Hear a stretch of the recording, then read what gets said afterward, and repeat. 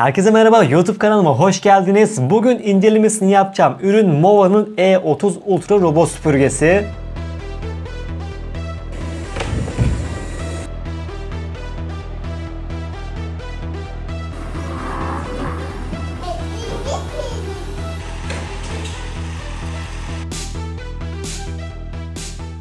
Normalde bu seviyedeki bir robot süpürgeyi almak istediğinizde yaklaşık 35.000 TL civarında bir bütçe ayırmanız gerekiyor. Ama bu modelin fiyatını görünce çok şaşıracaksınız. Böyle birkaç temel teknik detayda vermek istiyorum. 7000 Pascal Wormax emiş gücü var. Otomatik robot bakımı yapıyor ve 10.5 mm paspas kaldırma özelliği var. Zaten bunu videonun ilerleyen süresinde tek tek size anlatacağım. Evet, şuradan falçatamızı alalım. Önce kutu açılışıyla başlayacağız. 3 tane kullanım kılavuzu çıkıyor. Şöyle rampamız da mevcut. Hemen göstereyim. Şöyle.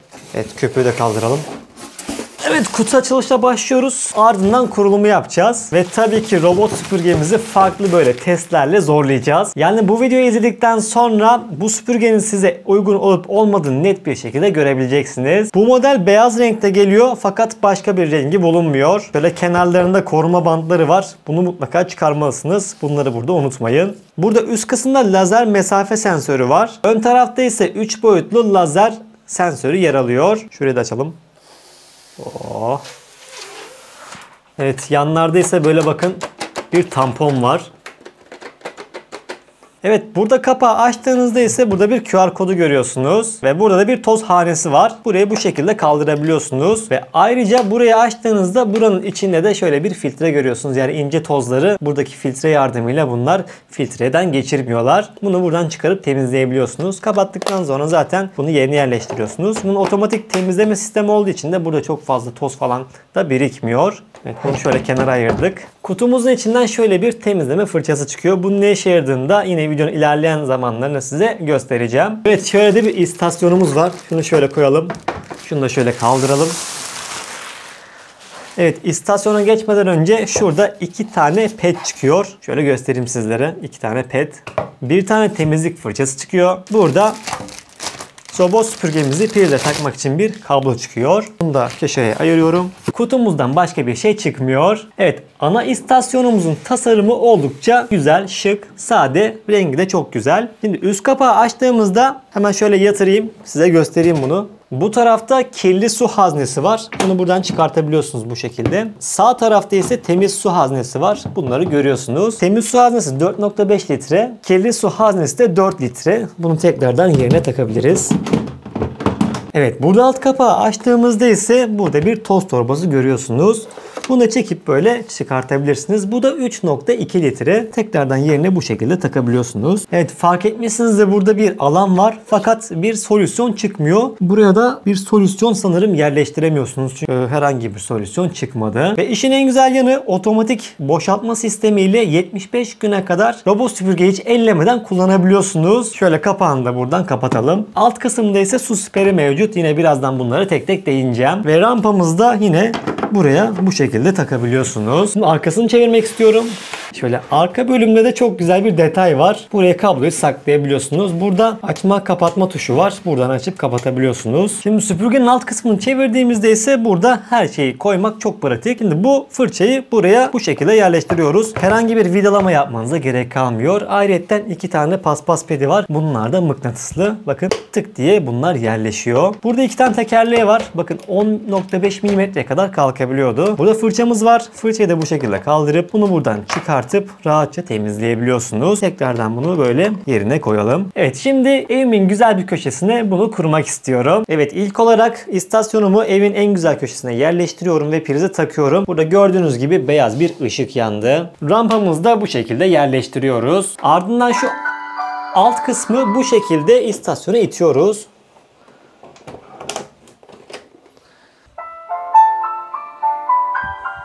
Ve ardından temiz su hanesine su eklememiz gerekiyor. Buradan açıyorum. Şöyle suyumuzu ekliyorum. Yaklaşık ben 1 litre ekleyeceğim. Siz 4,5 litre su ekleyebilirsiniz. Ve bunu buradan kapatıyoruz.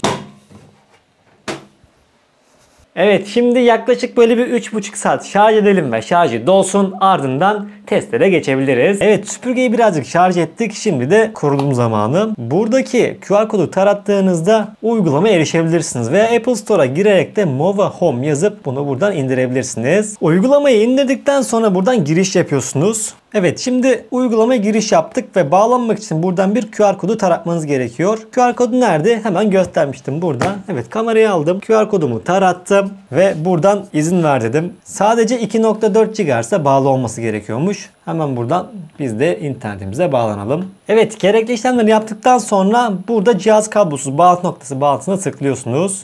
Şimdi robotu ana istasyona yerleştirmemiz gerekiyor. Hemen yerleştireyim ben. Yerleştirdikten sonra da ana sayfa ve temizleme düğmesine basılı tutuyorsunuz 3 saniye kadar. Evet, bir bildirim sesi geldi şu an. Robotumuz da açıldı. Şimdi sonraki diyorum. Tekrardan basıyorum. Evet. Waiting for the network connection dedi. Sonraki dedim. Şimdi cihaz bağlantı noktası var. Bunu bulmamız gerekiyor. Ve burada diğer ağlar kısmında Dreamy vakumunu göreceksiniz. Şimdi diyeceksiniz bunun ismi niye Dreamy? Aslında bu yurt dışında Dreamy Mova diye geçiyor. Dreamy'nin bir markası aslında. Şimdi uygulamayı kullanırken yine izin ver dedik. Ve şu an telefonunuz cihaza bağlandı. Ve cihazda Wi-Fi verilerini alıyor. Cihazımız da şu an ağa bağlanıyor. Ve internet bağlantımız tamamlandı. Evet, testlere geçmeden önce uygulamada neler varmış bunları tek tek bakmak istiyorum.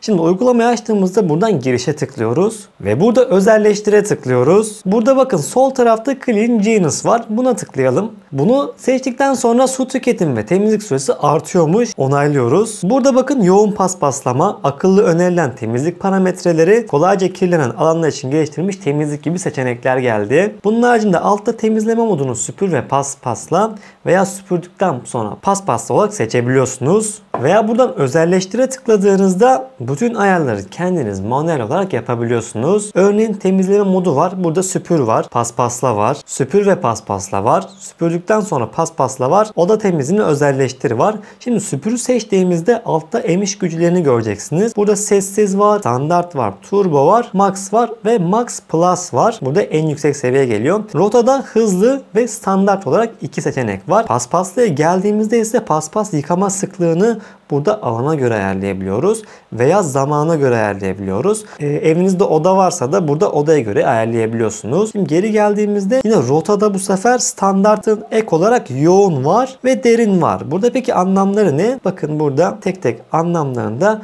görebiliyoruz. Şimdi geri geldik. Süpür ve paspaslaya geldiğimizde ise yine burada gerekli emiş gücü ve paspas yıkama ayarlarını görebiliyorsunuz. Şimdi burayı kapatalım. Ben şimdi süpür ve paspaslayı seçeceğim. Ardından emiş gücünü sessize aldım. Birazdan da bunların seslerini hep birlikte kontrol edeceğiz. Burayı kapattım. Sağ üstte 3 nokta var. Buraya tıklıyoruz. Burada bakalım temizlik geçmişinizi görebilirsiniz. Planlanmış temizliğe tıklayıp buradan diyelim ki bir memursunuz. İşte sabah gidiyorsunuz, akşam dönüyorsunuz.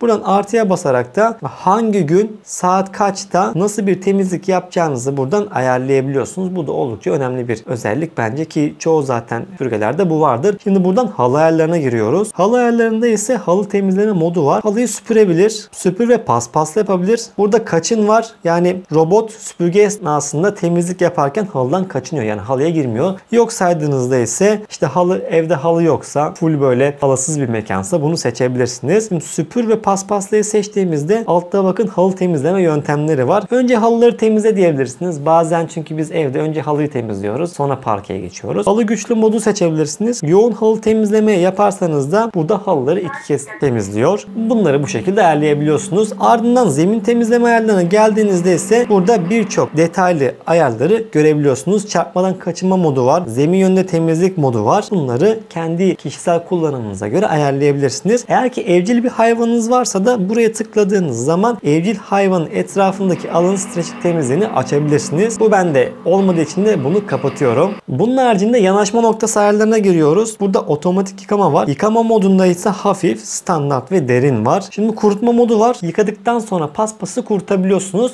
Bunda şöyle bir eksik var. Bazı robot süpürgelerinde sıcak havayla kurutuyorlar. Fakat bunda sıcak havayla kurutma yok. Normal serin havayla kurutuyor. Kuruma zamanında böyle 2 saatten 12 saate saate kadar ayarlayabiliyorsunuz. Otomatik boşaltma bunlarda standart geliyor. Siz eğer ki otomatik boşaltma yapmak istemiyorsanız kapatabilirsiniz. Fakat kapattığınızda ise ne yazık ki robot süpürgenin içindeki kirler kalacaktır. Bunu boşaltmayacaktır. Bunu standartta tutmanızda fayda var. Yine akıllı ve düşük sıklığı da buradan seçebilirsiniz. Ben buradan standart seçiyorum. Evet, şimdi su siperi tabanını elle temizleyin. Bunu da evi bir temizledikten sonra göstereceğim. Videonun başında bir şey göstermiştim. Şöyle bir şey çıkmıştı. Bununla su siperini temizliyoruz. Evet, başka ayar var mı bakalım. Daha fazla fonksiyon kısmı var. Burada yoğun olmayan şarj var, çocuk kilidi var. Bunları yapmanız oldukça önemli. Aksesuar kullanımında ise burada filtrelerin ömrünü görebiliyorsunuz. Yaklaşık 150 saat ömrü varmış. Yan fırçanın 200 saat, ana fırçanın 300 saat, sensörün 30 saat gibi şeyleri var. Mesela burada paspas pedine tıkladığımızda gerekli değiştirin diyor. Toz torbası da gerekli değiştirin. Yani burada aslında robot süpürgemizle ilgili bütün temizlik ve bakım detaylarını görebiliyoruz. Geri geldiğimizde yine cihaz bilgileri, öneriler, yazılım güncellemesine tıkladığınızda şu an bende en son sürüm mevcut. Az önce bu videoya başlatmadan önce de güncellemiştim. Otomatik güncellemeyi açarsanız da gece 2 ile sabah 6 arasında otomatik güncellemeyi yapacaktır. Şimdi buradan da çıktık. Ana ekrana bir geri geldik. Burada başlat derseniz de süpürmeye başlayacaktır. Şarj doldur derseniz de dolduracaktır. Şimdi girişe tıkladığımızda tekrardan burada bölge bölüm var. Değiştir diyorsunuz. Burada istediğiniz bölgeyi seçebiliyorsunuz. Burada isterseniz de sanal duvar çizebiliyorsunuz. Mesela şuradan şöyle. Şuraya şöyle sanal duvar çizdim. Bu ne oluyor? Bunu yapınca buradan diğer tarafa geçmiyor. Paspassız bölge yaptığımız zaman diyeceksiniz ki ya şuraya paspas yapmasın. Yine buradan paspassız bölgeyi de bu şekilde seçebilirsiniz. Böyle ayarları gerçekten çok güzel. Bunun haricinde yine başka da bir ayar göremiyorum. Şimdi tamamen şarj olsun ve zorlu testlerimize hep birlikte başlayalım. Evet dostlar, sabah oldu. Robot süpürgemizde şarjı tamamen fullendi. Ben şimdi bunu oturma odasına getirdim. Koyduğum yerde göstermek istiyorum. Öncelikle oturma odamın şekli bu şekilde. Burada bir masa var. İşte konsol var. Sandalyeler var. İşte burada bir tane koltuk var. Burada bir tane koltuk var. Hemen şuraya koydum. Yeri de çok güzel oldu. Prize taktım. Şimdi robot süpürgenin haritalandırmasını yapacağız birlikte. Evet, uygulamayı açıyoruz ve buradan girişe tıklıyoruz. Burada bakın hızlı haritalamayı başlatın seçeneği var. Bunu seçiyorsunuz. Burada evinizi bir toparlamanız gerekiyor haritalandırma yapmak için. Tamam diyorsun ve şu an haritalandırmaya başladı. Buradan haritalandırmayı görebiliyorsunuz. Ve gerçekten haritalandırmayı hızlı yapıyor. Buna zaten izlerken fark edeceksiniz. Evet, şu an bütün evin haritasını çıkardı bile. Oturma odasının sadece birkaç dakika içinde haritalandırmasını gerçekleştirdi ve şu an istasyonuna geri dönüyor. Haritalandırma bittikten sonra isterseniz tüm evi akıllı olarak tanımlayabiliyorsunuz. Doğru derseniz de bu şekilde ayarlanıyor. Şimdi eğer ki böyle süpürmesini istemediğiniz bir bölge varsa da buradan kaleme tıklıyorsunuz ve buradan gitmesiz bölge var. Bunu seçiyorsunuz. Ardından buradan izin verilmesi bölgeyi seçiyorsunuz ve buradan bu şekilde bir kare dikdörtgen yapabilirsiniz. Ben şu köşeye gitmesini istemiyorum. Çünkü orada bir bebek masa sandalyesi bulunuyor. Evet dostlar, şimdi sizin için şöyle bir test alanı hazırladım. Elimde de şöyle göstereyim. Bir adet pirinç, bir de çay var. Şimdi bunları dökmek istiyorum. Evet, pirinci şöyle güzelce döktük buraya. Ardından diğer tarafa da dökelim. Şimdi birazcık çay dökmek istiyorum. Buraya döktük. Bir de buraya dökelim. Tamamdır. Şunları da birazcık böyle elimizde yayalım. Şu biraz daha ince bir halı. Bu da diğerine göre biraz daha tüylü bir halı. Yani bunun aralarına kaçma ihtimali çok yüksek. Şimdi robotumuzu buraya gönderip süpürmeye başlayalım.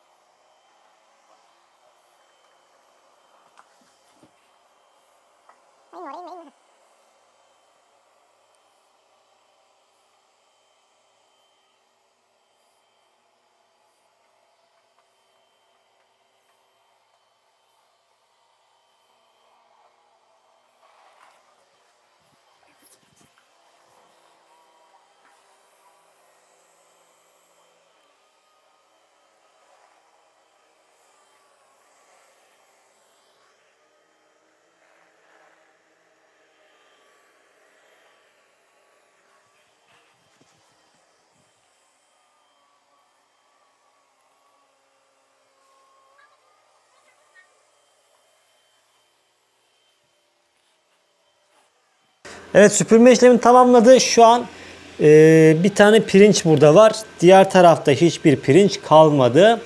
Pirinçleri çok rahat bir şekilde aldı. Bakalım burada herhangi bir çay var mı? Bu arada bu tarafta hiçbir çay da kalmadı. Bu arada bunlar çay değil, kendi deseni. Şöyle göstereyim sizlere. Şimdi diğer tarafa geldiğimizde ise dediğim gibi pirinç kalmamıştı.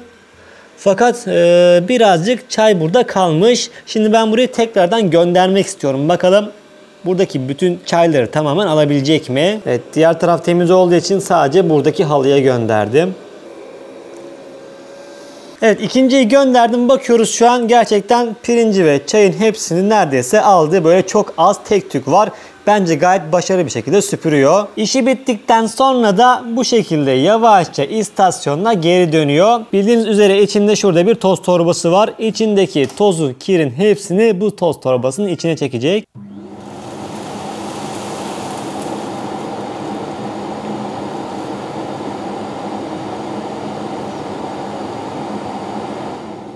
Ve süpürme işlemi bu şekilde sonuçlanıyor. Şimdi ise sadece paspas modunu aldım. Şu anda paspas yapmak için pedlerini ıslatıyor. Evet, paspaslama işlemi de şimdi başlayacak. Bakalım, size bunu göstermeye çalışacağım nasıl yaptığını. Evet, paspaslama işlemi de şimdi başlayacak.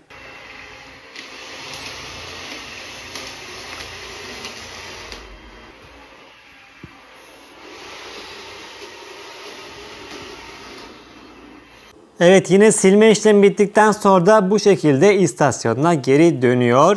Ve ardından pedleri kurutma işlemi başlıyor.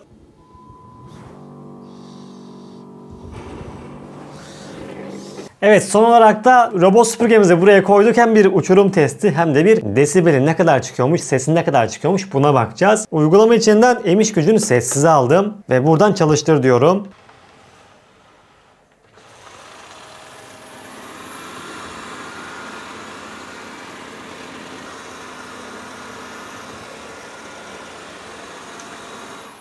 Sessiz modda 50 desibelden az bir sesi var. Yani benim sesimden şu an daha az bir sesi var. Şimdi standart modda ne kadar çıktığına bakacağız.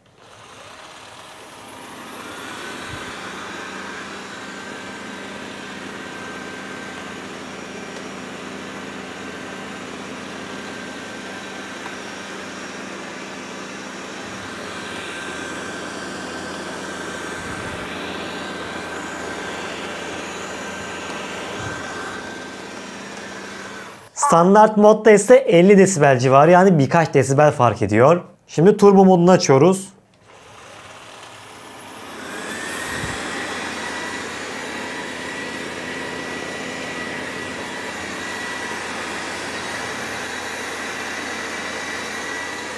Turbo modda ise 55 desibellik bir sesi var. Şimdi max modunu açıyoruz.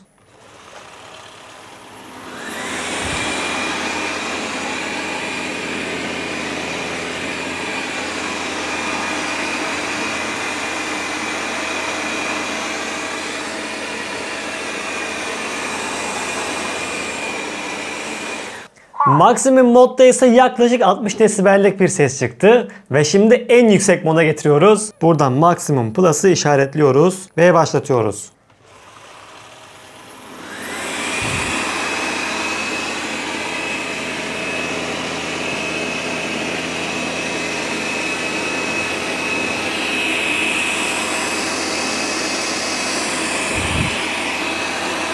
En yüksek modda da 61-62 desibel arasında bir ses duyduk. Zaten fark ettiyseniz ben konuştuğumda da yine 60 desibellik bir ses duyuyorsunuz. Yani insan en yüksek ayarda çalıştığı zaman insan gürültüsü neredeyse aynı oluyor. Evet, son olarak da bazı teknik bilgiler vermek istiyorum. 7000 Pascal'lık emiş gücü vardı. 5200 miliamper'de pil kapasitesi var. Önceki modellerine göre de %30 daha hızlı şarj oluyor. Yani 3,5 saatte bunun şarjı fulleniyor. Ve tek şarjda 260 dakika çalışma süresi var. Bu da 220 metrekarelik bir evi tek şarjla temizleyebiliyor. Evet, Mova E30 Ultra'nın tüm özelliklerini sizlere anlattım.